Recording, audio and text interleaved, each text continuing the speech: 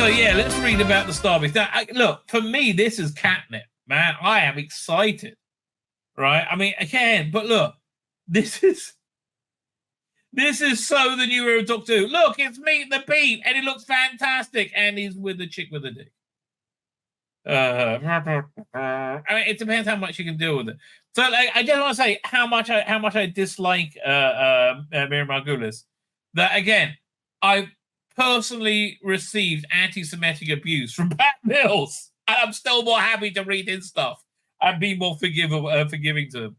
But I just find it really weird that this one is being made into a very big budget story, right? It's just really, really strange. But okay. I mean, it's got to mean something, but who knows? Let's read about it. When I catch up with Pat Mills and Dave Gibbons, they're still raving about their day on set. A cold, wet UK Usmouth power station with the spin-off show Doctor Who Unleashed. See pages 30-33. Oh, maybe if we have time, we will. It was really quite something, says Pat.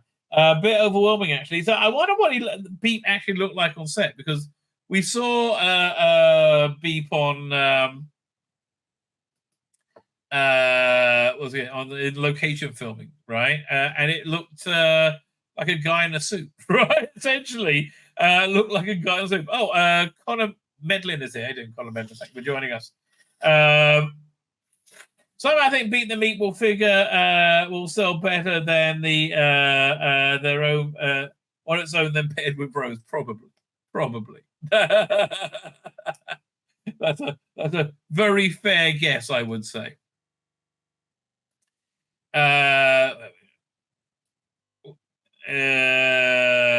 We were so well looked after, says Dave, and absolutely thrilled by what we saw. It's incredibly flattering, and the attention we're getting. Well, let's give them some more. Pat, now 74, is the godfather of British comics. That's fair. And again, I don't really like. Again, he was a bit dodgy with me, but I think that's a fair thing to say, right? Creator of 2000 AD and a major player in the development of Judge Dredd. Dave, 74, depicted the adventures of Superman, Batman, Dan Dare, Green Lantern, and scores of other legendary characters, best known for co-creating with writer Alan Moore the landmark 1980s comic Watchmen. Yeah, that did not work out well for Alan Moore ultimately.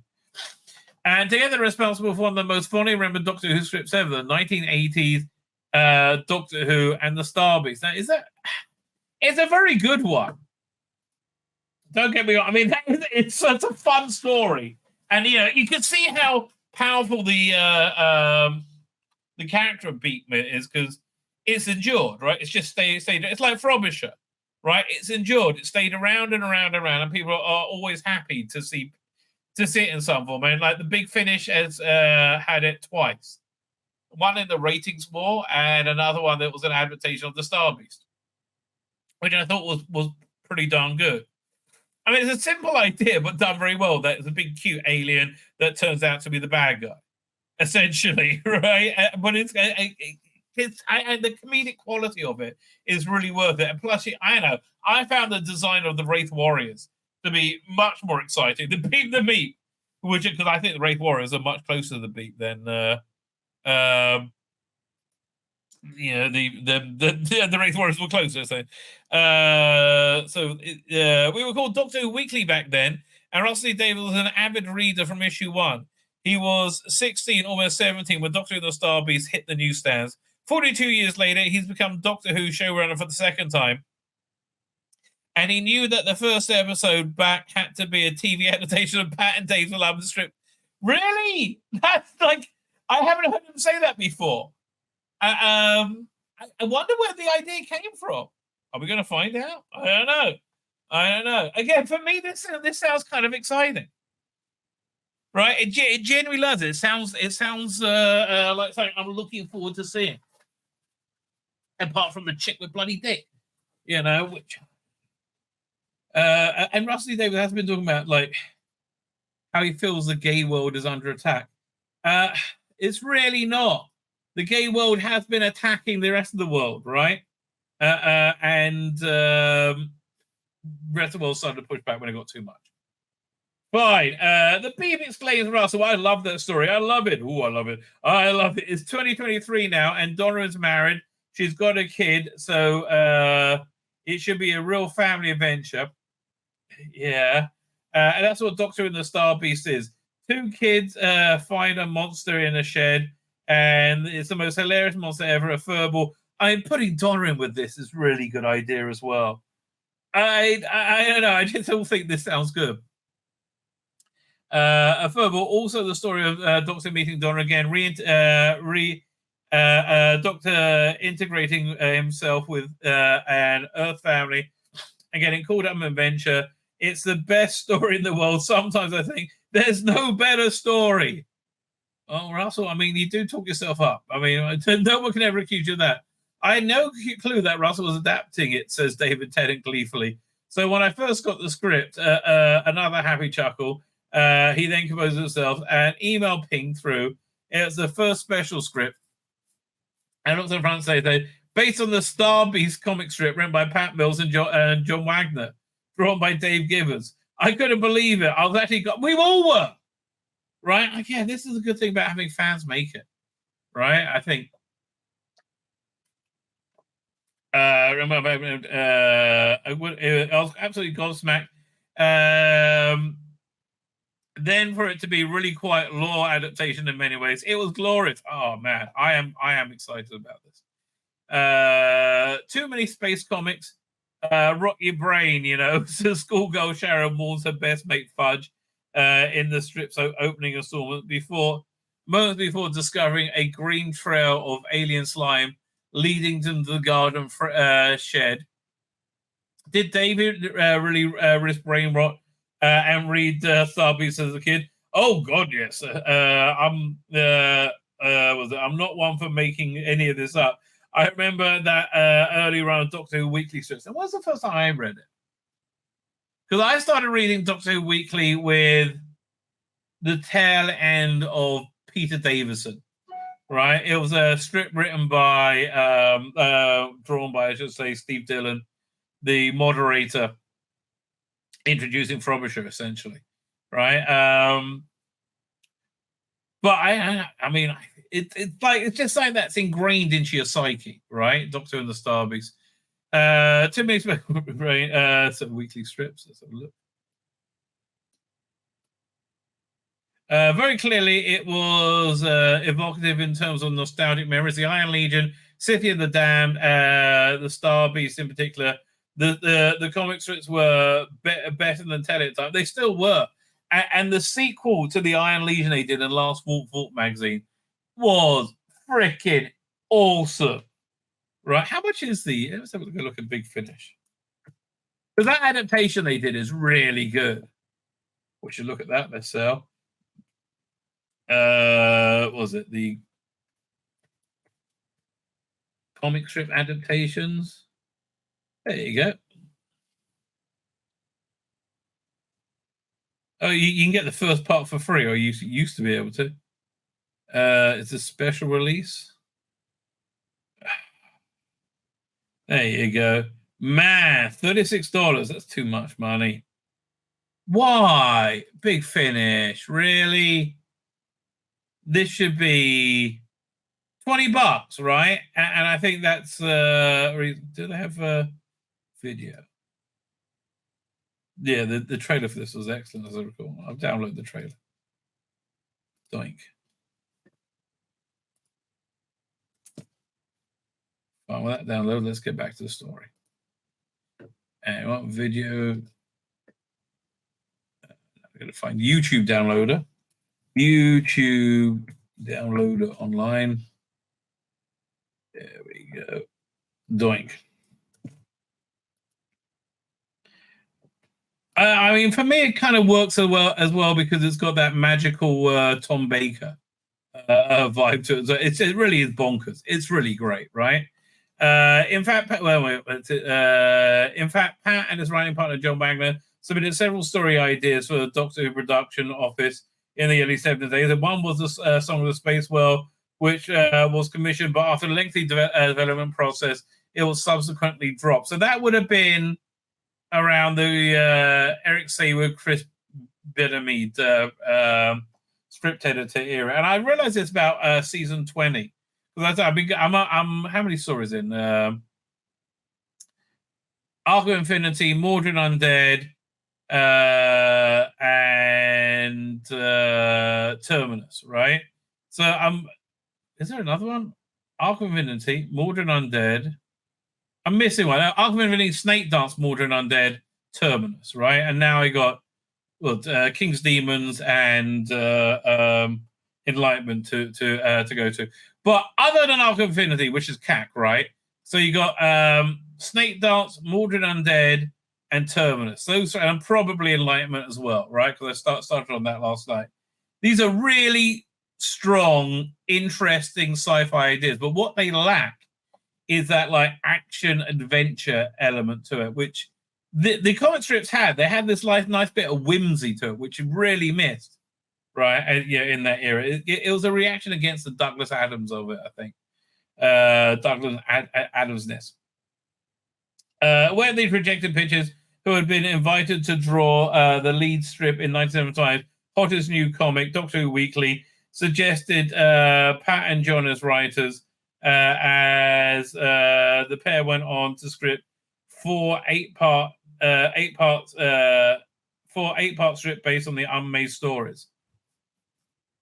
All 4 weekly strips were credited both Mills and Wagner, and they wrote them separately. Pat Mills penned the Iron Legion. I think that's the stronger one, really. And the Star Beast, City of the Dan, John scripted City of Dan and Dogs of Doom. And the stuff was Legend. Yeah, look, the graphic novel of this is excellent, right? They just re-released it, I think. So fine, it's an interview. So we're approaching Doctor Who Magazine's 600th issue. You both worked on the mag from issue 1. What issue is this? It is... Wow, only 4 issues to go. Blimey, I didn't realize. 596. So 597, 598 is the 597 will be November, 598 December, 599 January, February next year. Okay. You're a big part of Doctor Who Magazine. Why all of us are still here. So first off, thank you. Dave, Dave, you're welcome. It's amazing that the magazine is still going for almost, what do you say, 600 issues? And now, who'd have thought of Doctor Who the Star Beast as being an adaptation from TV? Well, that's going to shift a few issues of the magazine. Man, he was so mad at Alan Moore for not endorsing Before Watchmen. He lost a ton of money on that. Were you surprised that you approached about this? Completely surprised. The BBC producer got in touch out the blue, says Pat. Dave comes on and says, it was very uncomplicated. A positive inquiry, which isn't the sort of thing you're used to in comics. Yeah, comics is just such a horribly run industry. You tend to be ridden over a bit roughshod, so you have to have somebody be respectful and polite to you enough to say that they what they wanted to do and ask us how we felt about it and talked about remuneration for it. Which helps, says Pat. Right? Good for you, Pat. You think, yeah, maybe these guys' hearts are in the right place. The word is respect. They've been so respectful of what we tried to do. And it's really, I love that they're respectful of it, but I also love that it was very disposable trash art, right? It was, I kind of reminded of the Lost in Space movie from the 2000s, which was a beautiful adaptation of something that was, low quality CAC. It was like the adaptation was far superior. I'm talking about the William Hurt version. Far and superior of the original. So different than most of our experience with screen adaptations of his work. It's all we want. I just saw a little bit of respect, and we got that and more. We got more than that. You saw our day on set. It was wonderful. So Rachel Talali directed this one. It says, absolutely. I also heard telling comic worked so well. I wanted to make sure we're honoring your vision of it. again, I mean, this is all bodes very well, right? This always bodes very well. Look, the Marvel MCU. Why was it the juggernaut that it was for so many years? Because they were faithful to the comic, right? They were respectful to the source material, right? It just makes sense. Again, this fills me with hope, right? She's taken the writer's vision and made it work. That's what Dave does. They've been so faithful to the comic. It's very true to the spirit of it, which is great. Yeah, let's play the trailer.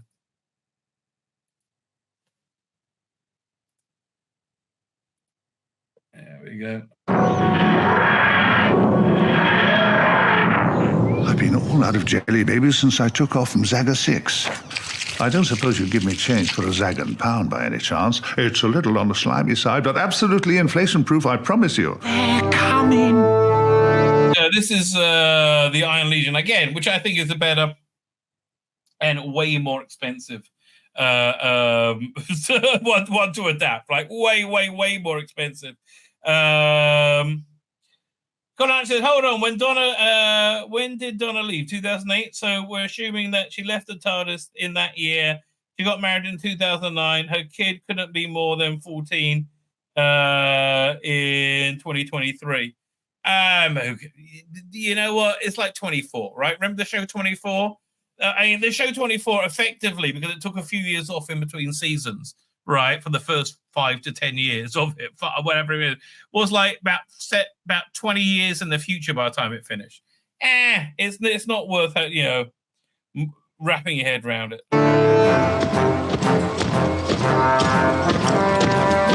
Detects 3 humans inside corner establishment.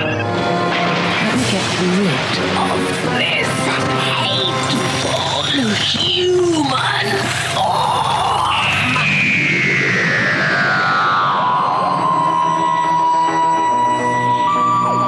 Again, it's really nailing those. Was it 1978 night, winter night?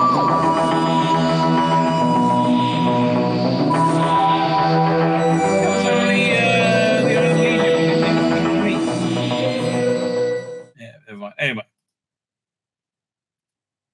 man, they should put that on sale. $36 for that. It's just too much. Everything what Russell's done, I followed his work for many years. I'm very confident that it was sensitive to our original. Again, I love the big sensitive to throwaway pap, which is essentially what it is.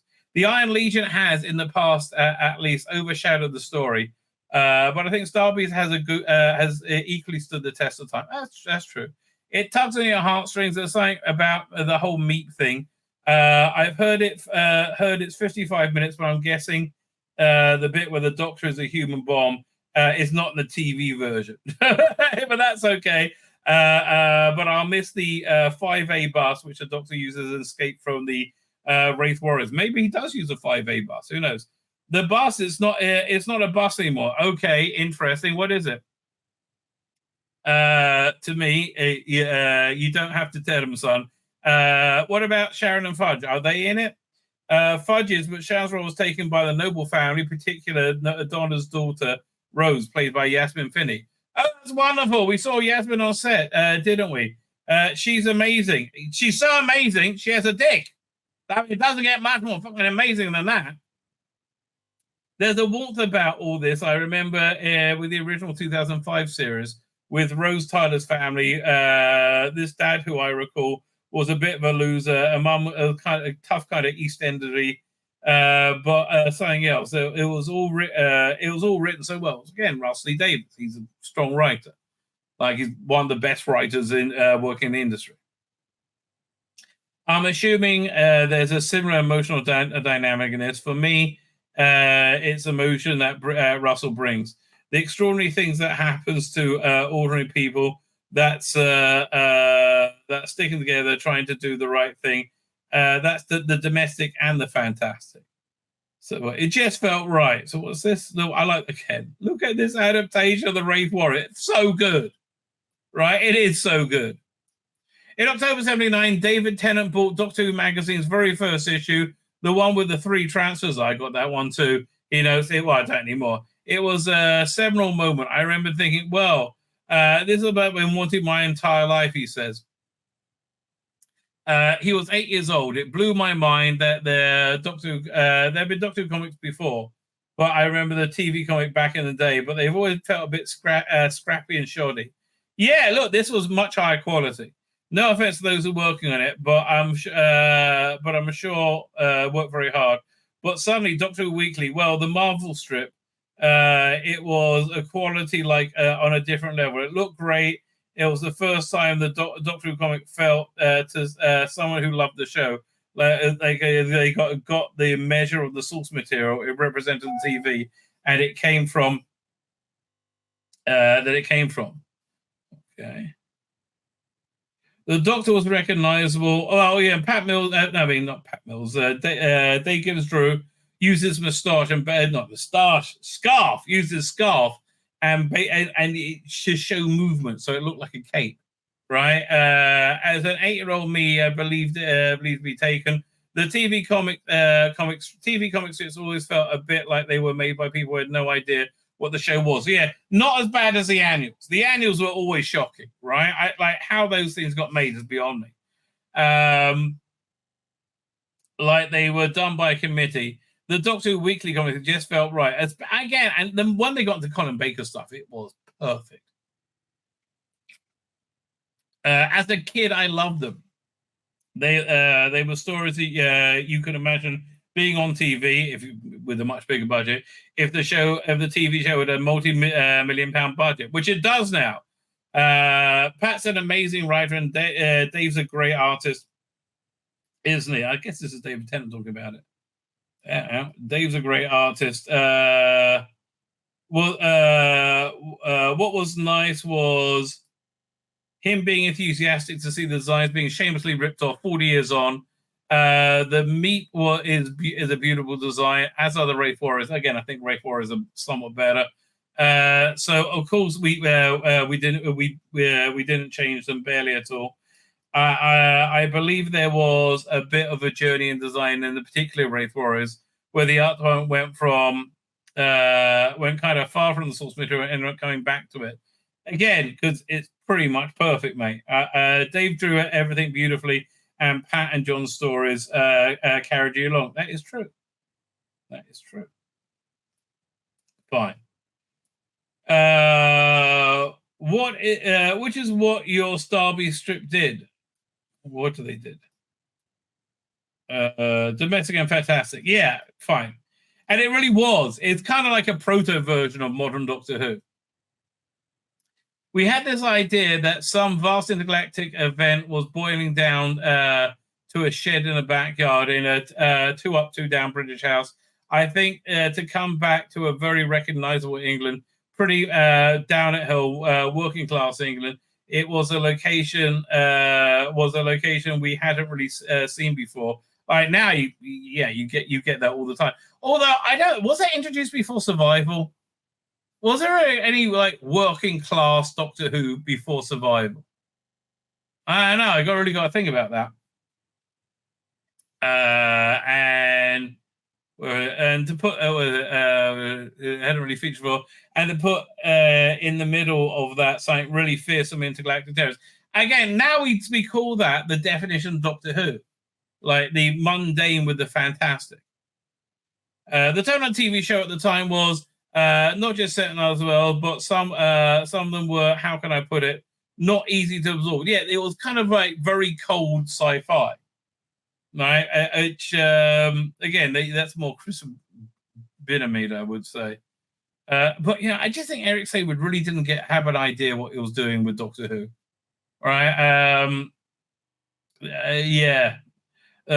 Stories were becoming more complex, but they were like, well, we can do what we want here because it's a comic book and no one really cares. It's always a way that things get great when no one really cares and no one's looking. David Tennant says that your comic strips were better than telly at the time. Well, what a nice man. I like him. He's the truth. 1979 Doctor Who. Right, let's have a look. Doctor Who episode guide. Hang on. Yeah, what year was this again? They said over here, didn't they? Or was it over here? It was 79. Late 70s, early 80s. Let's have a look. Hang on. Where are we up to? There.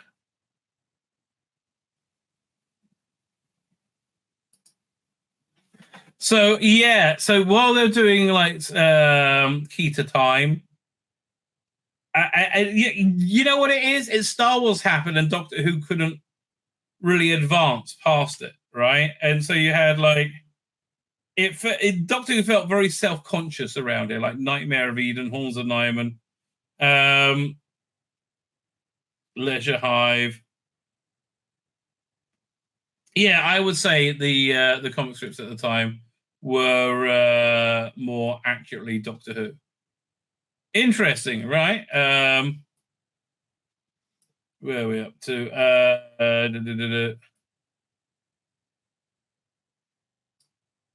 Well, he read the Star Beast as a kid. 40 years later, he's playing the Doctor in the TV adaptation. That's mad. Yeah, look how he's thrown his life away. Says Dave Gibbons. Did those Doctor Who weekly strips feel groundbreaking to you at the time? I think so, yeah, says Pat. Really? It's interesting. There was no sense they were doing something mildly. There was a sense we were doing something mildly groundbreaking, and no one was telling us not to. We were being able to do things like, let's have a black companion for the Doctor after the Star Beast Sharon traveled with the Doctor for several more stories, becoming the first character of color to be a recurring character in Doctor Who companion in any medium. Okay, again, this was 79, right? Don't tell us we live in that world now. It was really important at the time because black characters were rarely seen in British comics. That's fair, but they were a tiny part of British demographics. I'm very proud of the fact we gave the Doctor a young black female companion. I mean, I guess you could be, right? You should be. Only 27 years before the TV show did. Whereas now it's making a point it's making a point of celebrating the diversity. We have to keep on doing it because there's a bit of imbalance in some areas. There really isn't. The imbalance is from crazies like you who want to like make reality make art not reflect reality. In the case of Sharon, I also wanted to capture British Grange Hill feel, as I was a huge fan of Grange Hill. Apparently, they're doing a movie of Grange Hill now. The comic starred the fourth Doctor played by Tom Baker.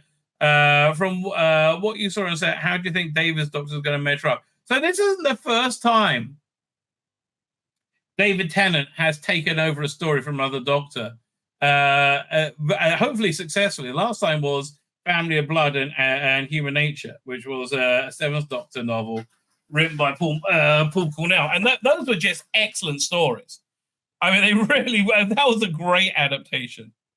Has any other Doctors done adaptations of other stories from other media? I really can't think of any.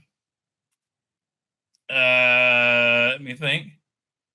No, I don't think so. That's interesting. I mean, like, I would love to see Peter Capaldi do a Junkyard Demon, which is like a little short story about a Cyberman that's been revived by accident by a couple of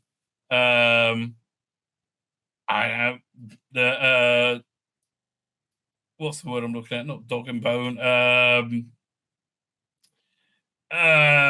What's it called again? Not Bric-a-Brac. I can't remember the bloody word. Steptoe and Son. They were. I can't remember. Let's talk about how MEEP, you finally met your creation in the flesh. How was that? Surreal, a dream come true. So it's not all CGI. It's a physical suit. It was actually quite emotional. I didn't hide my feelings very well. It's incredible when you see something that you've labored over in print in a three-dimensional reality. Well, I mean, that was the beautiful thing about the Watchmen movie. I mean, it was such a wonderful visual recreation of Watchmen, almost perfectly. And honestly, the Watchmen TV show was fantastic as long as it wasn't dealing with black people, where David Lindelof went, I don't know what to do, I'm scared of black people, right? And treated them differently from other people because I just, oh man.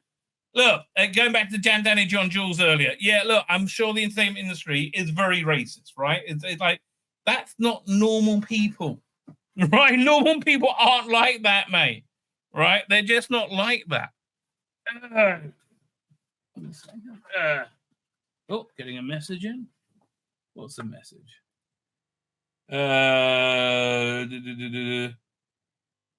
Fine, no problem. Where are we up to? Doink. It's incredible you see things, yeah, becoming 3. And so no messing around, that's the MEEP. It really is. It came together very naturally. How do you dream up the MEEP?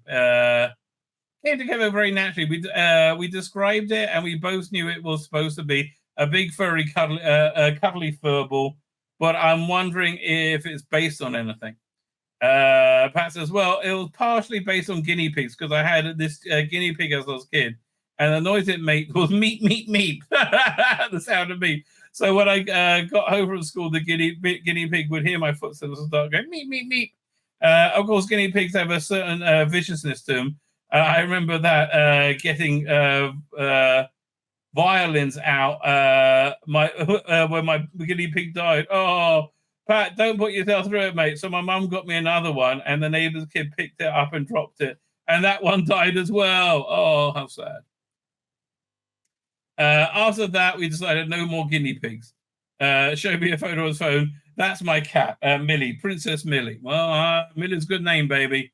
We like a bit of Millie, let me tell you. Is that why you picked her? The reference is uncanny. Is that why you picked her? No, we had Maine Coon cat. I don't know what a Maine Coon cat is, but I don't think I should be saying that. That sounds like something that can get me in trouble. It was a darker color than this one.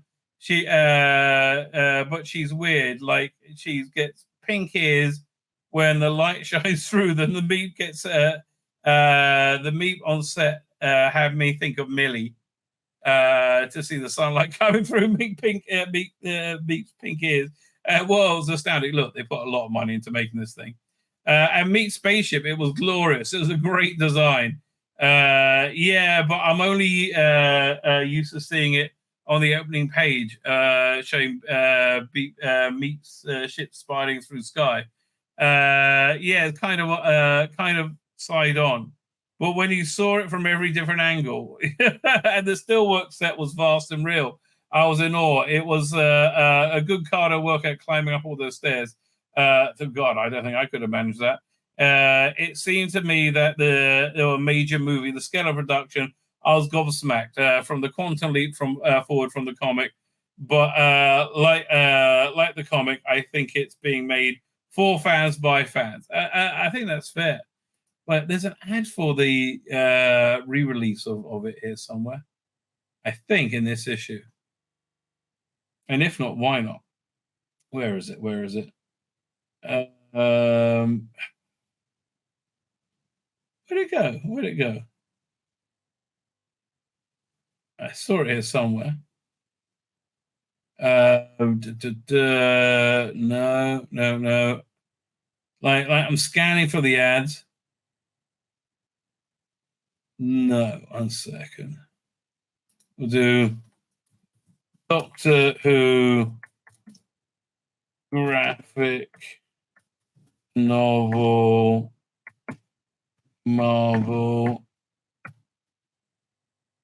Do we have it here? Let's have a look, see if we can find it. Do I have to look on Amazon? Oh, come on. Let me look at Amazon. Amazon, we'll do co.uk.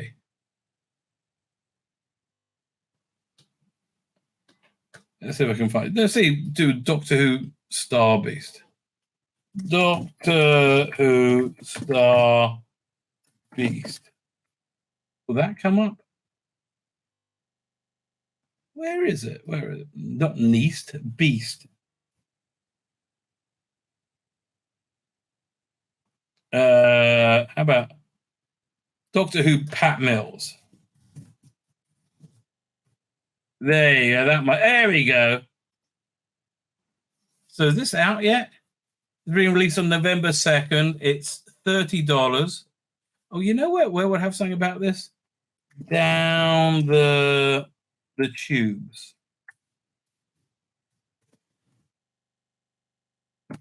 .net. Right, so this is a site that essentially deals with comic books, but there should be a Doctor Who tag here somewhere. Where is it? So not interested in this, by the way. Like this Liberation of Daleks, it's just not been very good, right? It's just not been very good at all. And a bit disappointing, but here, let's see if we can find. Is there a place where they have tags? Doctor Who. What's the name of the thing? Fourth Doctor Anthology. We'll look it up with that if we can't find this. Oh, here it is. So coming out on November 2nd, price £30, which is pricey. 300 page plus anthology. Yeah, 1 second. Doctor Who comics. There's a good website somewhere. It's a fandom. I think this is the one where it tells you what's graphic novel. Finding it is always a nightmare, right? 2020s, original companions, but where they have graphic novels? Original comic stories, 13th Doctor. Is this a comic stories? More about? Let's see if that's it. Will that take us to it? No. How about if we go? We'll do Fourth Doctor show, Fourth Doctor comic stories. Are we going to reprint store? Here, reprints. Where is it? Oh, there you go.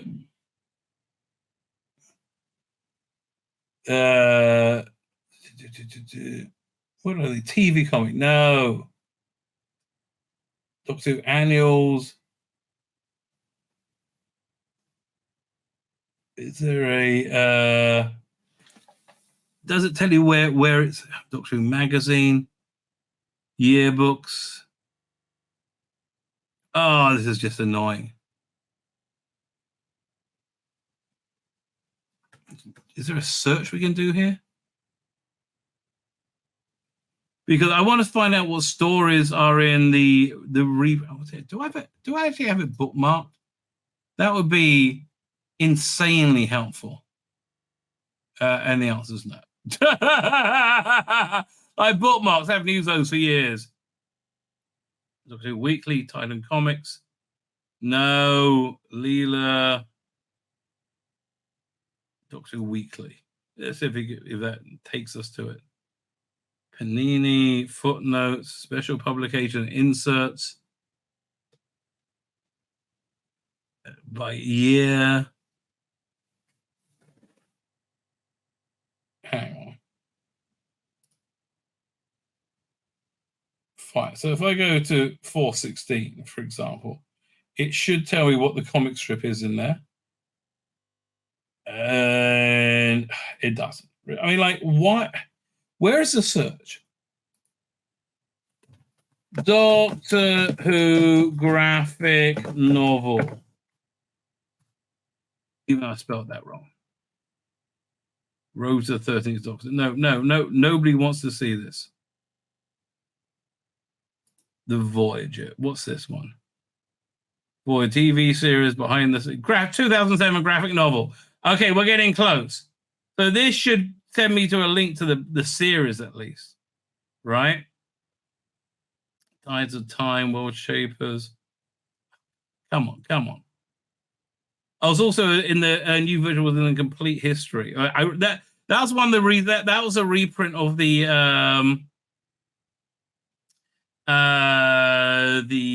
archive thing in from Doctor Who magazine. Come on. World Shapers, Tides of Doctor Who mag. Is this it? Okay, well, these are them. Fine. Well, look, this. Fine. Let's see what's in volume 1. No. Now I just pulled up the 4th Doctor. Really? Iron Legion. So the stories has Iron Legion, City of the Damned, Star Beast, Dogs of Dooms, and the Time Witch. Fine. So what does this have in it? So 300 pages is 324 pages. That's quite meaty. Featuring 16 wild and witty tales from Pat Mills, John Wagner. So that sounds like the complete run.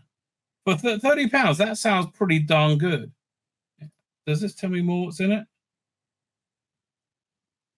324 pages. Oh, come on. Tell me what's in this. So 16 stories. So this is 5. So I wonder what else is in it then. Dragon's Claw. 5. What we got here? 6, 7, 8, 9, 10, 11, 12, 13, 14, 15, 16. Okay, fine. So I would say this is a good buy then, right? Because this gives you the entirety of the of the 4th Doctor, right? I think so. And then the next one, Tides of Time, which was also 1 volume for the 3rd Doctor. How many pages was the Tides of Time? But yeah, look, I would say it's totally a recommend. Right? Genuinely, I would say, look, if you're interested in learning more about Doctor Who comics, this is a really great one to have.